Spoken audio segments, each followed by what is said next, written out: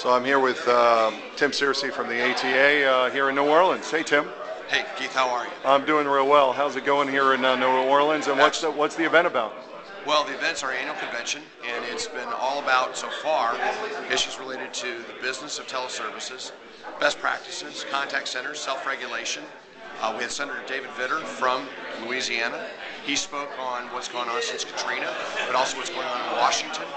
And we're sold out. It's packed, which is really exciting for a down economy to see a session that's going this well. And for all the folks who are a part of my network, part of my social media network, I'm just wondering, why would they want to be a part of the ATA?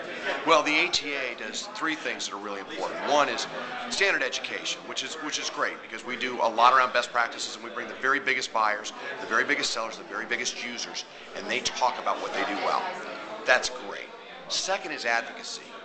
On an advocacy basis, we are the group that goes out and lobbies in Washington, D.C. on behalf of the industry.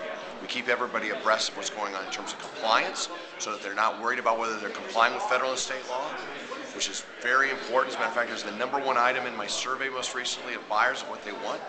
And the third thing is networking. Members do business with members. The ATA helped source about $500 million in business in the last 12 months.